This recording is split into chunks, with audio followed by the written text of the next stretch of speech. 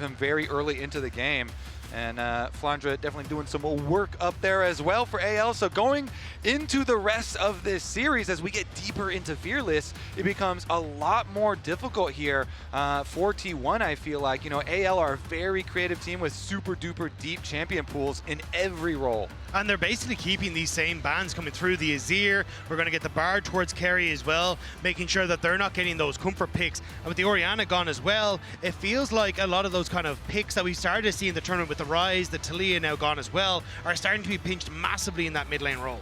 And over on the T1 side, Alistar's banned away. The Trundle first ban of the draft lets me know that T1's got to be looking at something tanky, probably up there in the top side, that they do not want subjugated in these team fights. Corki, third ban in the first half for T1. I am curious what T1's first pick is going to be, because it feels like the Aurora is kind of the other big mid laner that we've seen go through, and Shanks more than happy to play it. I mean, you were already talking about Flowers. It hasn't been the best of times for Faker on that pick. So do they end up just trying to take it as a pick away, or will it be anyone's Legends able to get their hands on it? But that Bard that you mentioned, Dagda, it's through. Yunara is the final ban in the first three here for anyone's Legend. Remember, Bard is banned against Keria pretty much every game. He's kind of a miracle worker on this champion. We'll see what kind of priority T1 want to place on it. And the thing is, if you leave it up, you know, Kael definitely can play it as well. Definitely likes to play it, so it's also a weapon for AL. Well, there's the Cassante locked in for T1. First pick, 7-16 so far at the tournament. It is one of the most picked champions so far at Worlds 25, but very much not one of the most successful. T1 looking to hopefully change that a little bit for themselves here with Doran locking it in, but it does leave the Bard still on the table, and AL's hovering it. This is what I'm saying. It is a big weapon for Kael too. Everybody knows, yes, Keria Bard is amazing and quite probably the best in the world, but Kael, big Bard player too, and they're going to snatch it right up. And it felt like this was a plan from anyone's Legend. This is the first time they were on red side, and this time they let it slip through, knowing that you don't really want to first pick that Bard. So instead now, they get their hands on the Jarvan and the Bard, and already, you know, you're kind of looking at, well, what are the options that we have for trying to escape away from this Jarvan, where Ezreal's gone, Corki's banned, which means you have to go for something, I was going to say, like a Xayah or a Ziggs to try and keep yourself safe. But both of them relatively vulnerable to a potential pick on the Bard ahead of time before that Jarvan goes in. Yeah, interesting, because if you grab the Ziggs, then you can, you know, pick a counter roam champion for Keria as well, and just feel comfortable if the Ziggs does end up going to Gumayusi in the bottom. Of course, they could flex this still as well if it ends up being a good matchup. I think the hope as well is to open up the Yone in the mid lane for Faker as well, so then he has another pick that you can go towards, because again, I think that Aurora is going to be the last pick coming through here. Jarvan Aurora, such a very strong combo, but it's going to be the Vi that's secured. I'll have to see if that Aurora is going to be last. And I always love that combo, you know, Vi ultimate into Ziggs bomb. The problem is Bard can kind of counter that play if the Bard is in a good position and is, you know, close enough. So looks like we are going to get that lock-in as well that you're looking for. Yep, there it is. Dagda called it. The Aurora locked in. Assumed for Shanks here in the mid lane. And we'll see now what we want to ban. It's supports, it's mid laners that you're looking at on the anyone's Legend side, and they'll ban away Leona first. I mean, it makes sense, right? Just try and make sure that you have a decent matchup on that bottom side. I am curious what they want to try and go for Hope here. The Xayah would be, I think, the best answer, just given what's on the opposite side. But a T1 can easily start to focus away those AD carries and just make this Ziggs Vi combo way more potent if you get rid of, like, Caitlyn Xayah. Yeah, I'm also thinking like Jhin or something like that, maybe for AL, for Hope. You know, that's a champion that can follow up on a lot of these plays with Aurora, Jarvan, and Bard having a lot of kind of chaos threat here, multiple flank angles. Getting rid of the Cassiopeia, though, it looks like T1 not convinced that this Aurora is going to be going towards the mid lane to Shanks. I think it might be going in towards that top side to match up against Doran. It's something we used to see, but I think with the Rex side gone as well, maybe they're a little bit more nervous, but I'd keep my eyes on more things like the Gwen and that. But there's that Pike, that other roaming support that you were talking about, Kobe. Yeah, take away another one. T1 Pike won't show up in this game. What's it going to be the last one from T1's ban, though? Because I do feel like it is actually, you know, a good angle for Hope Jhin. Even though you're looking at Cassante, does get very tanky, and maybe the Vi. They do have a lot of options. He's messing with us a little bit. I'm not going to react to any of these because he's jumping around to quite a few different choices. I mean, banning the Kaisa is good. That also is a big threat. It also has, follow-up potential for some of those dive angles. So very valid there as well. Yeah, I like something that has escape or long range. So the Jhin, the Zeri, Caitlyn, Xayah, I think you're all perfectly fine with. But I have to see, it is just going to be the Jhin for that long range follow-up. So again, now it's kind of on Flandre, I feel like, to have a little bit more damage coming through from that top side. So I think I would be looking at things like the Gwen or a Jax, decent matchup into that top side, and can provide enough of that DPS in fights as well. All right, T1. Let's see what we're going to get here from that support, from that mid lane. We mentioned earlier maybe wanting a Yone for Faker in the mid lane. We'll see if that comes through. Supports both targeted here in the second half of the bans, but no, it's Keria Blitzcrank.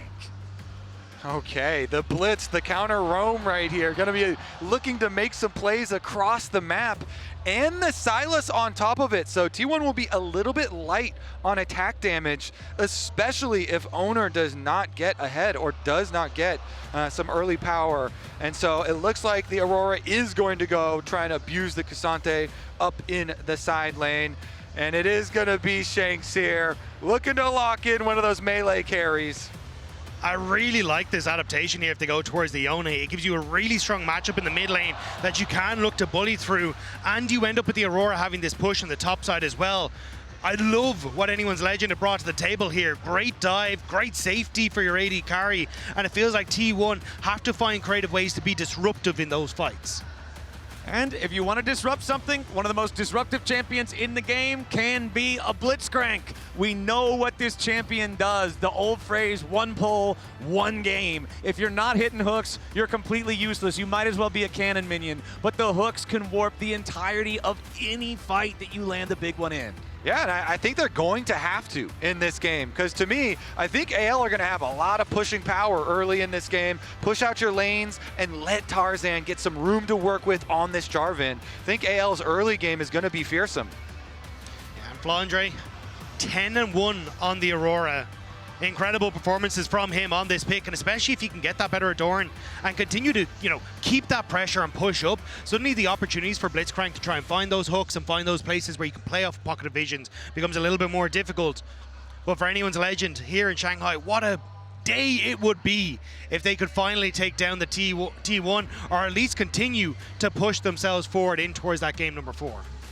Let's do it, man. So far, the series has delivered. We're tied up 1-1. Game number 3 as we head onto the Rift to see who moves on to match point. On these big stages, at this highest level of competition, momentum can be so very powerful. As we head out onto the river now, I always want to look out for level 1 shenanigans when Blitzcrank is in the game. Standard opening so far, so no early invades just quite yet, but we're just getting started here. Keria spotted on the ward though, so Anyone's Legend at least aware of where the Blitzcrank is, which definitely alleviates a lot of the pressure. Does have to sweeper once again as well. Okay. Ooh, nice little quick trade there from Faker as he sidesteps, but Shanks gets pulled. Nice moves there from Keria, but now they got to be a little bit careful. Gumayusi going to take some pain from AL as they fire back, so both sides going to lose about half a health bar. And T1 bottom lane actually pays for that with their heal cost, and Guma's pretty chunked out. So Ziggs here starting out very low in the early stages. Shanks also, though, is going to start out a lot lower. It's going to be up to Faker to try and abuse it, and he does. Yeah, nicely done from Faker there. Just jumps in with the abscond, point blank range to hit the abduct for the early quick trade. Yeah, that's exactly how you want to try and get ahead in this mid lane. But I think, again, as you were saying, like Anyone's Legend, hoping to try and abuse on this bottom side of the map, especially as Kael has the range advantage. If he can get some auto attacks onto Gumayusi, that's where he can start to put the pressure down. But we'll have to see if it's going to be possible. Yeah, Hope was reloading.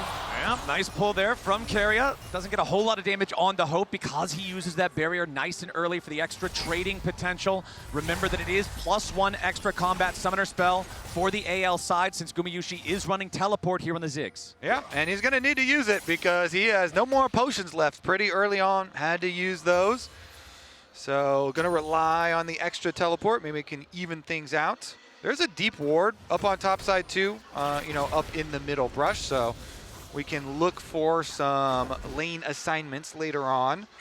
They decide to alter them very quickly. Another hook lands though. Oh, in the tower! Underneath the turret, Kael has to flash away to avoid death. The heal burned as well. Kael lucky to escape. It's a nice combo by T1 and nearly results in first blood. Yeah, that one was exciting there. Lands it, gets the bounce back, the satchel charge into the tower shot, but is the flash, is the heal from Kael maybe a little bit more vulnerable? He's got his jungler pathing down towards bottom side though, so AL's bottom lane should feel fairly comfortable. They've got Tarzan here to grab the bottom side Scuttle Crab. Yeah, I wonder how much this wave is going to push out. It looks like it will be pushing back in slowly towards Gumayusi, but might have given an opportunity for Tarzan to look for something on his bottom side. Still considering, but a nice ward spots him out moving towards mid here.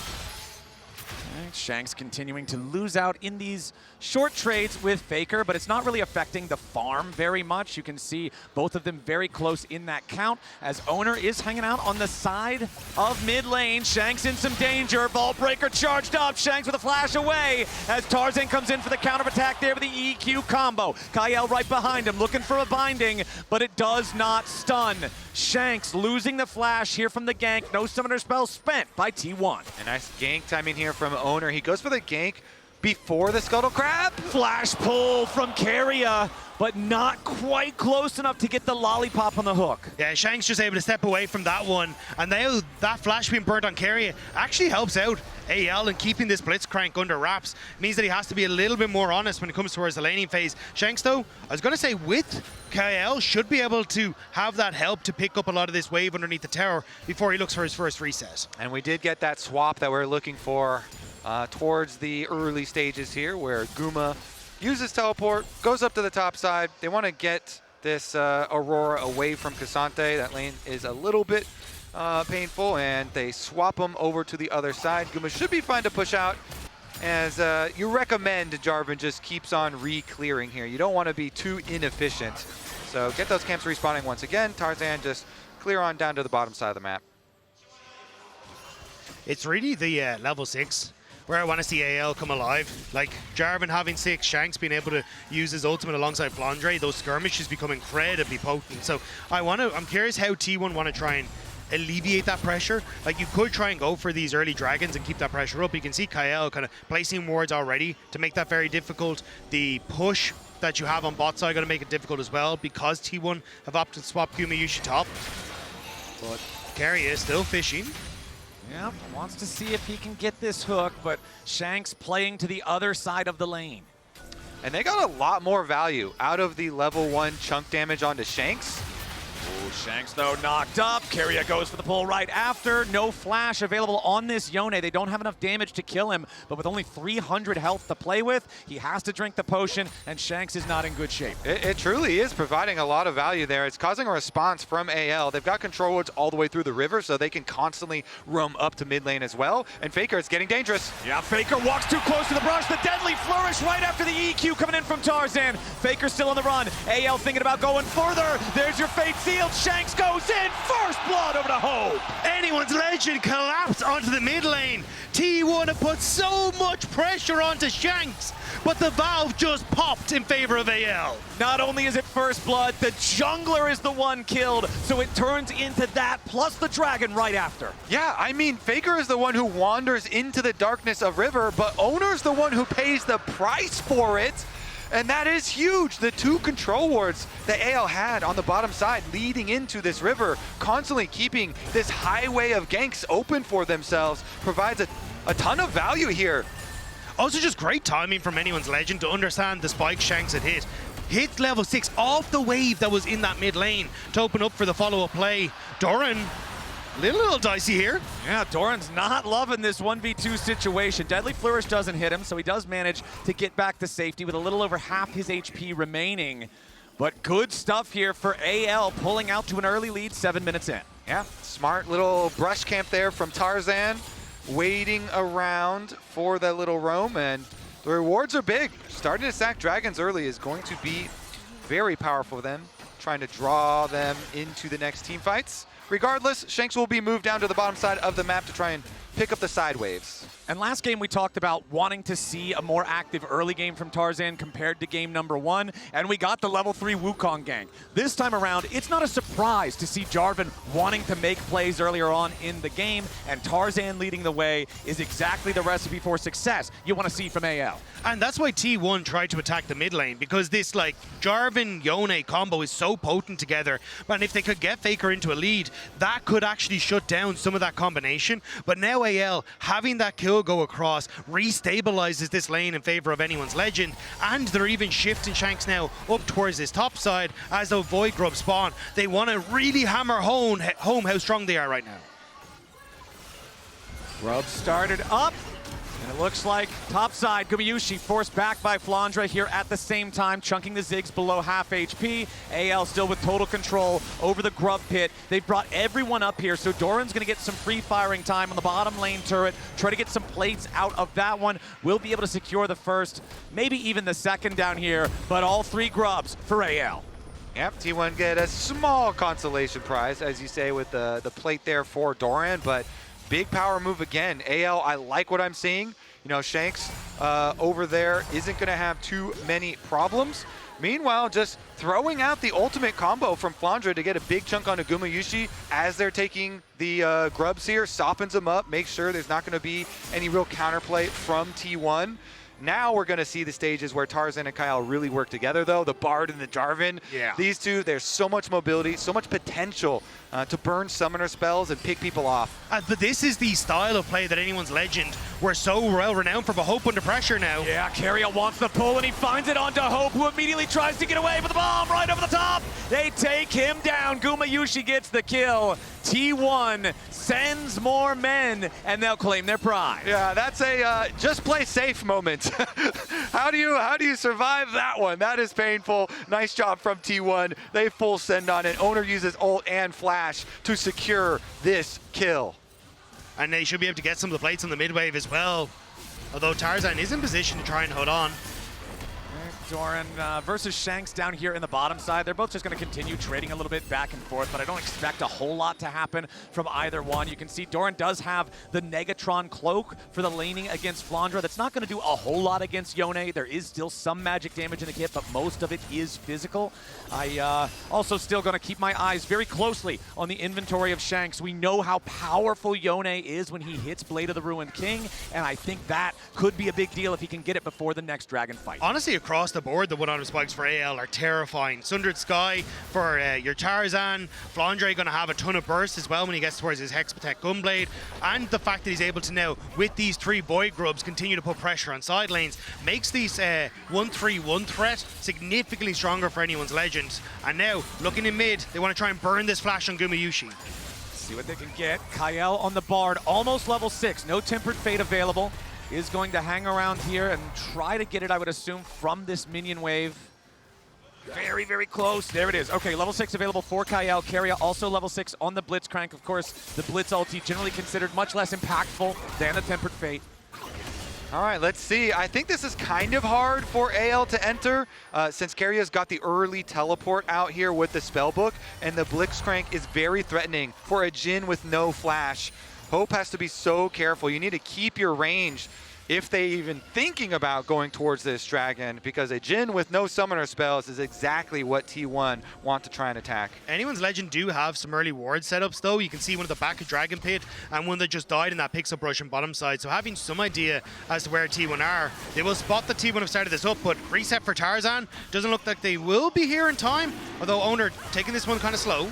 Okay, both of our junglers have their Sundered Skies available. Proto Belt also completed for Faker. T1 starting up the Drake, have it down to half HP. Kael, Tempered Fate, trying to save his jungler. Tarzan survives for now, but T1 is bringing everybody to the show. Doran in the middle of the Cataclysm. The stolen Tempered Fate. Tarzan's already down. Kael's about to die. T1's found 2. Shanks is in the middle of everybody, and he has to try to get away. He wants to charge Q3. He gets over the wall for now. Anyone's legend has already lost their jungler and their support. The 2 that they need to make the plays are dead in the dirt, and T1 takes the fight. Kael make the call for the dangerous approach to this dragon. They try and flank around with the teleport behind the dragon pit, but T1, they do not hesitate. They immediately turn, and even though the Ziggs ult is immune with the Bard ult, wait a second, Kael's getting in there. Yeah, Kael on the approach, but no, the smite is there for Oner, and T1 take the Drake. Maybe just hoping he could fish for stun off the back of the dragon and find a kill, but it will be T1 securing that second dragon.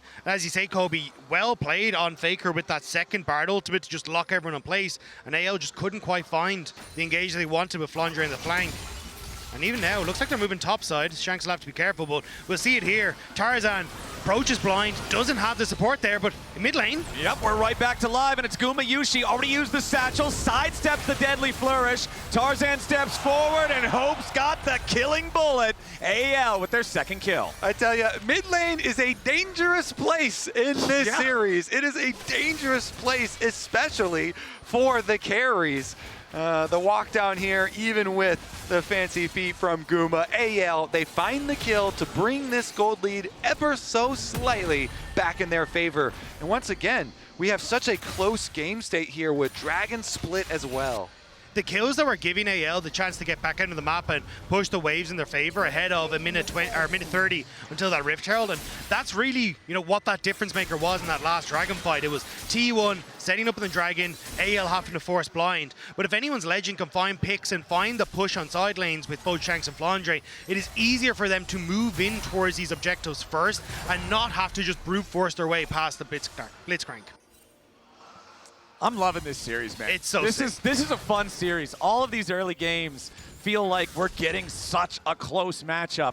As the turret plating falls, 3-2, gold lead only a couple hundred, less than 60 seconds until the Rift Herald spawns, and you can see T1 setting up in the area first, and it's so scary to be second to the objective when the enemy team has Blitz. 100% agree, especially when they've got all the follow-up of a Ziggs ultimate. We have seen how much damage Ziggs can do at this tournament. Oner as well on the Vi is ready to pounce, and they have the early positioning inside the pit. Control ward goes down as well to make sure that they have the possibilities of looking for these picks. Kael kind of needs to make his way back up towards his top side pretty quickly. Shanks using that solo bound to try and farm up the wave, but you can see they're very scared of a potential dive up towards his top side. And I think at this stage, it may be too difficult for AL to approach. Yeah, whenever Yone leaves his spirit underneath the turret and then goes up and stabs the melee minions, you know he thinks something's got to be going on. So Shanks will try to clear that out as well as he can. Biggest individual gold lead for either side is Hope for the side of AL. Doran on the Cassante for the side of T1. Doran does have his Jack show completed, so does have some resistance against both Flandre's types of in behind damage. Guma. Flandre's coming in here on the flank, jumps in, but he doesn't find the opportunity here just yet. Tempered Fate, no target. Gumayusi getting away. Caught up here with a deadly flourish. The shots fire out. The curtain is called, and Gumayusi is cold as T1 lose their bottom lane carry, and anyone's Legend are moving forward towards the Herald. The target selection from AL was beautiful. Gumayushi's flash was down, and they rotate Flandre early to make sure they can get the pick, and they will answer for tower pressure and the Rift Herald. And anyone's Legend gets the first turret. They've got the 3 grubs. They had the opportunity to force that down to the top lane before Doran could get the first turret down in the bottom lane at the same time, and that means it's feats earned for anyone's Legend as well.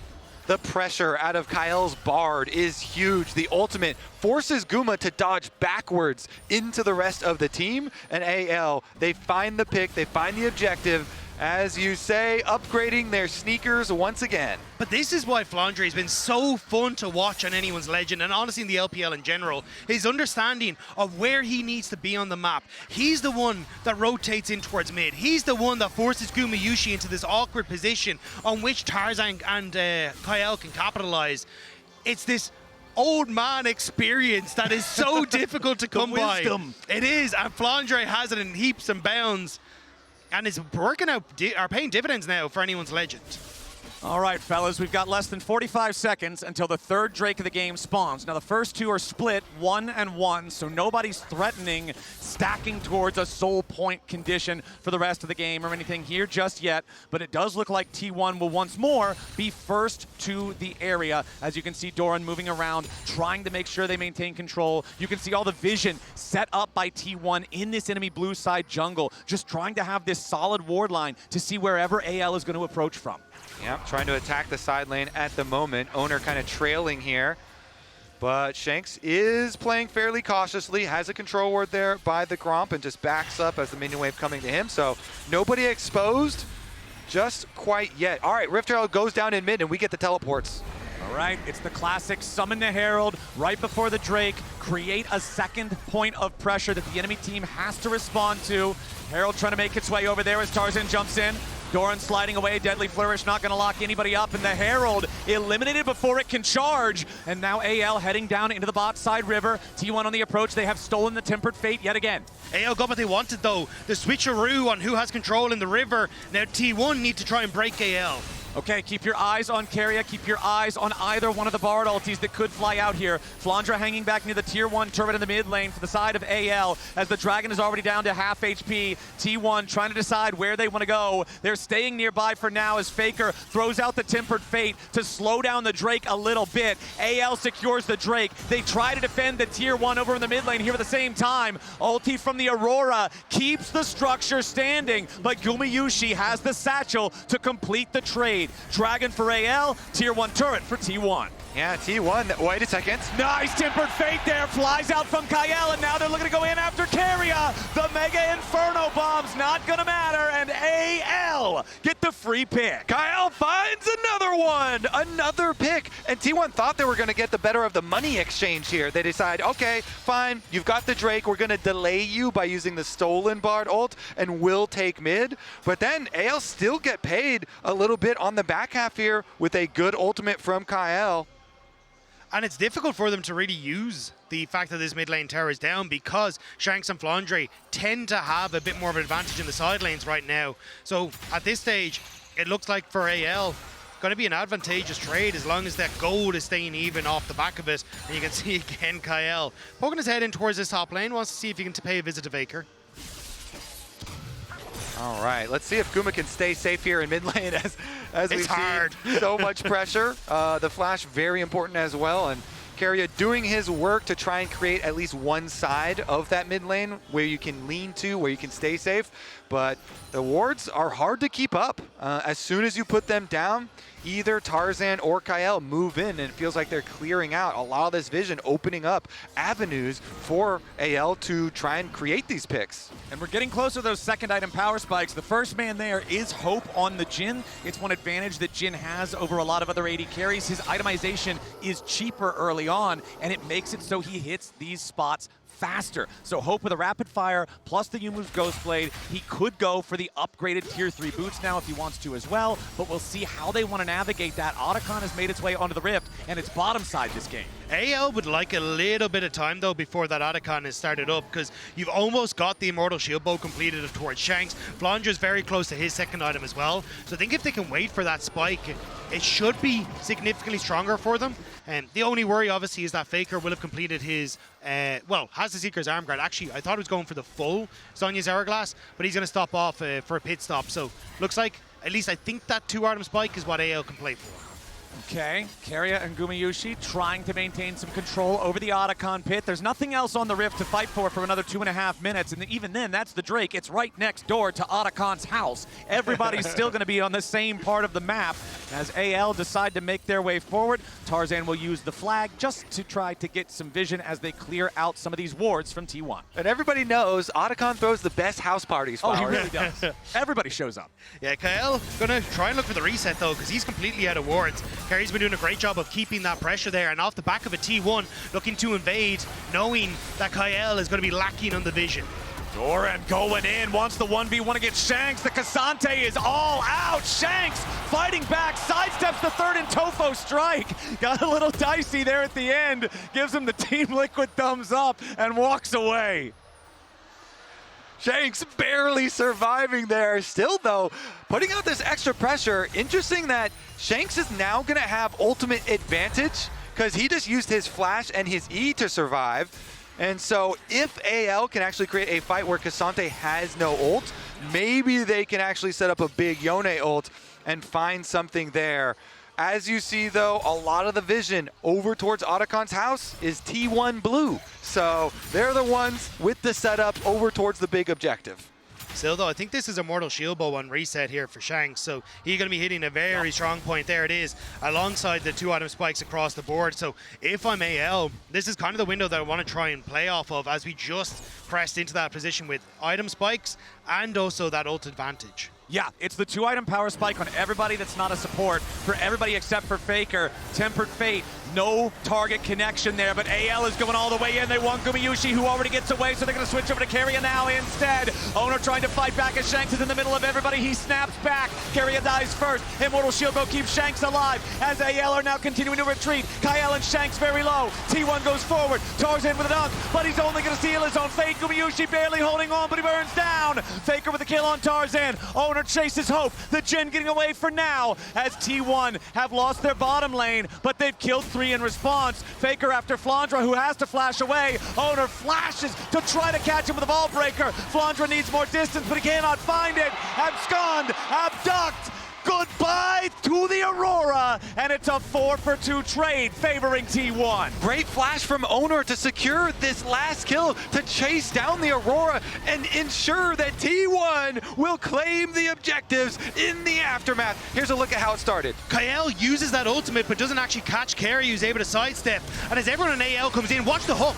Keria denies Flandre that instant to burst out Gumayusi, and Shanks tries to follow but ends up getting caught out, can't snap back to the soul, and T1 keep the carry safe and find a way then afterwards to follow through as anyone's legend overextend to make the pick happen. Yeah, Guma was barely able to waddle away from that Yone ult, and that was key. Keria is looking as they take Dragon. I think Oner's staying on the red though, so they're probably just going to sacrifice this. This will be soul point, not the actual soul itself. Exactly, and that missed Yone ult that you're talking about, that's why they forced the fight, because Yone, like you said, still had it and K'Sante didn't, but if you whiff the thing, you might as well already have it on cooldown. Anyone's legend, they pick their fight and T1's ready. Now it's a T1 2,000 gold lead. It also shows though for anyone's legend, like they have a very strong wombo combo, but the pieces kind of need to be put into place correctly for it to work. Like you want that slow from the Aurora,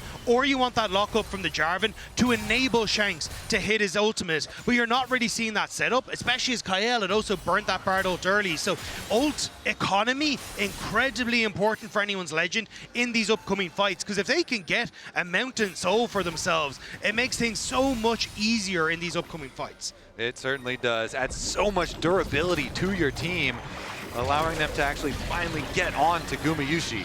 Guma, though, so far has been able to waddle away from a lot of the engage, and it does look comical, and it is successful. It's the Otacon plus 2,500 gold lead versus that soul point threat that you're talking about for AL. And remember, Dragon Souls are worth about 4,000 golds worth of stats. So if you then manage to take that after winning a fight, all of a sudden, things feel largely catapulted the other direction. So T1 is going to try to continue building this gold lead as much as they can for the next 3.5 minutes. They'll take down the tier 1 there in the top lane. That is the final tier 1 turret that was left standing for AL. And honestly, AL, yes, they got first turret of the game. That earned them feats. It was that top lane tier 1. They have not taken another turret for the rest of the game. Yeah, so much is riding on this Dragon Soul fight that is going to come very quickly. We've already got 3 minutes on the clock.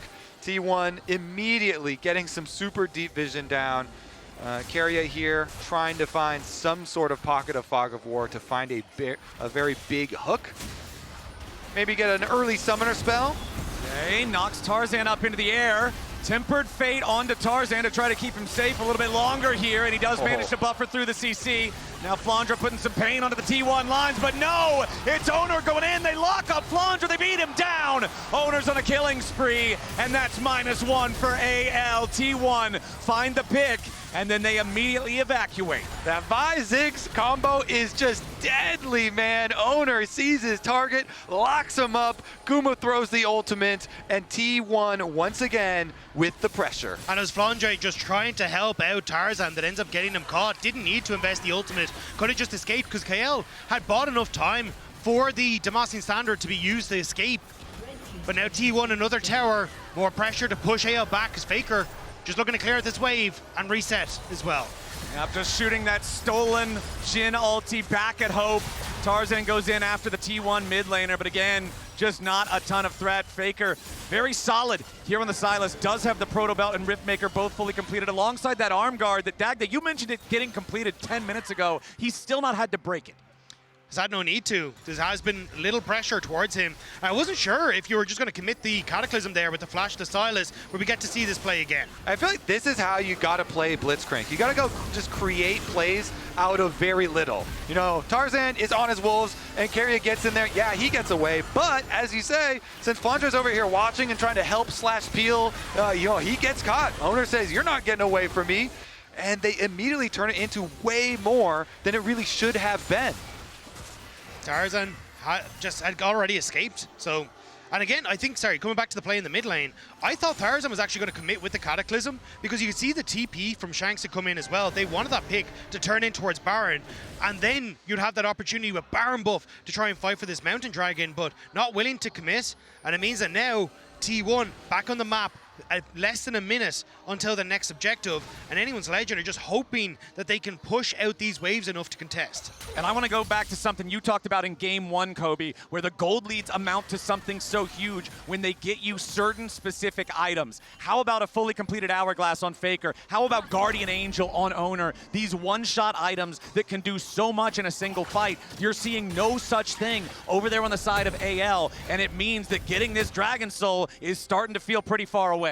And that's why we see so little variation in jungler builds, Flowers, because this spike of a Guardian Angel, having this in the mid-game when you've got giant objectives, as Faker now has to run, does provide a lot of value when the soul fight is coming. But if Faker can't get away, this could be very problematic. Yeah, Flash immediately into the binding, Tempered Fate right after. Faker trying to get away, goes golden to buy himself an extra second. Through the wall they go, Tempered Fate from Faker, keeping himself alive as Doran's under the back line. Hope is under pressure, Faker's still alive for now. Hope gonna be cut down. Doran going in and Faker's already cut down first. Hope next to die. It's a 1-for-1. AL's in the middle of everybody as Tarzan has to try to get away, and Keria's gonna be focused, but he finds a pull over the wall beforehand.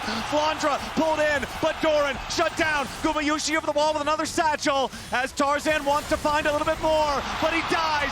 Gumayusi and Oner working together as Guma dies to Shanks. Oner wants another. Flandre needs to get away, and he hops between worlds. The Abyss can't chase him down. Flandre gets back over the wall, and Shanks is ready to flash. Oner will get knocked into the Guardian Angel. Keria is the only one left alive, and that Guardian Angel will not hear the prayers of T1. It's a 4-for-2, and anyone's Legend call their fight. What an insane fight for anyone's Legend. I thought this was the mistake.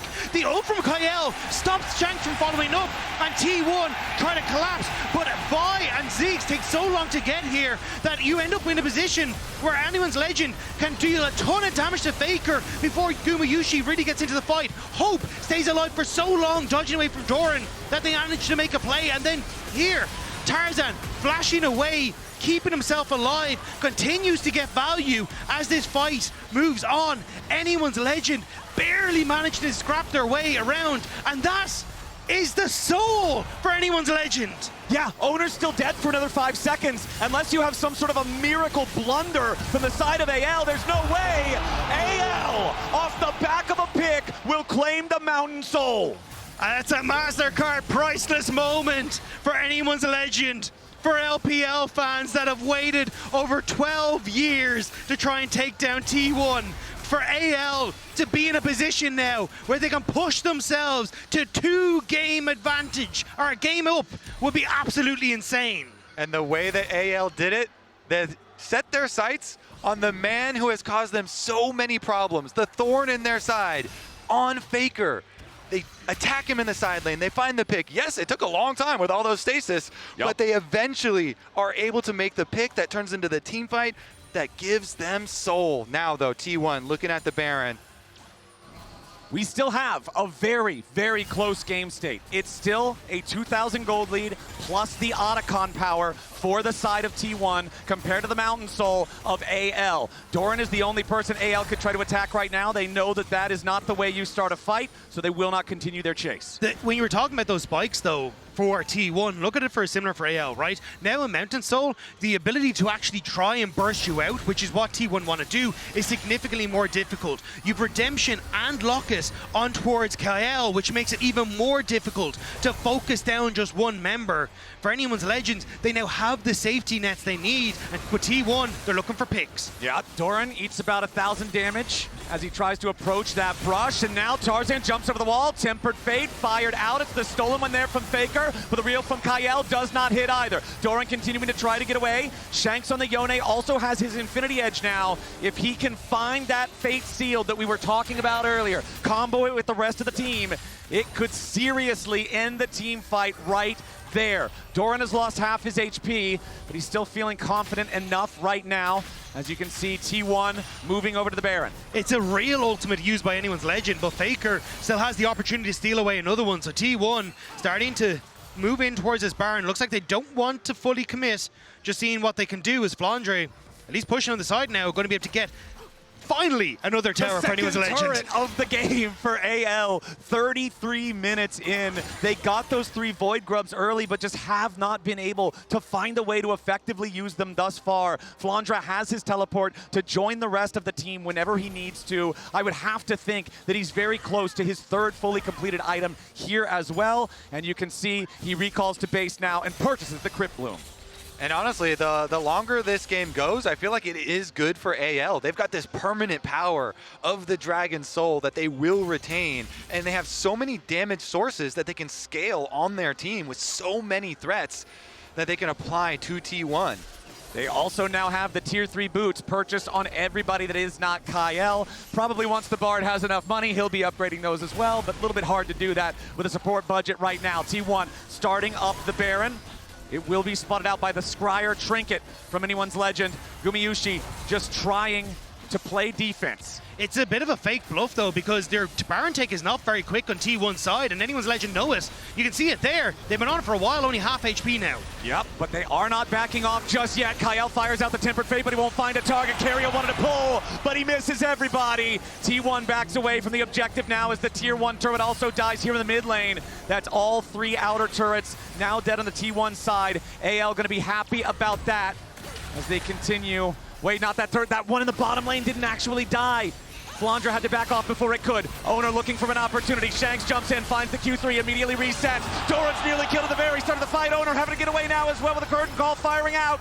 Faker sidesteps deadly flourish. Doran and Oner seriously injured as AL head over to Baron. Now that is some good defense. AL got exactly what they want. They stall the Baron, they get you off, they then get the mid tower, and now they're gonna force T1 to come to them. And T1 are ready to answer the challenge. Faker with a teleport ready to join up as immediately the engage comes out from Tarzan. The target is Keria. The Shanks finds everybody. Thanks in the back line as Gumayusi tries to get away. He's scattered, but he's knocked down by Tarzan. Faker scrambling as Kael and Hope chase after him. Doran's going to be the next target, and anyone's legend have forced the world champions back. What an engage from anyone's legend! Tarzan does not hesitate. He pulls the trigger onto Keria as he approaches the pit, and it is Baron for anyone's legend. AL no, T1 are feeling the pressure. The entire stadium has erupted here in Shanghai.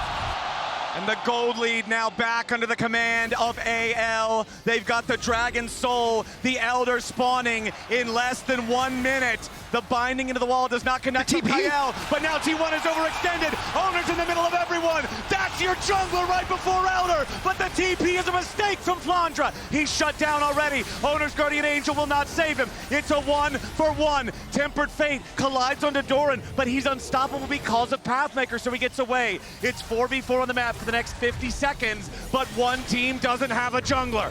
And one team doesn't have the GA. Tarzan just bought his off the reset, and Kael makes T1 overextend as they manage to get this pick. The TP from Flandre was way too deep, ends up getting caught.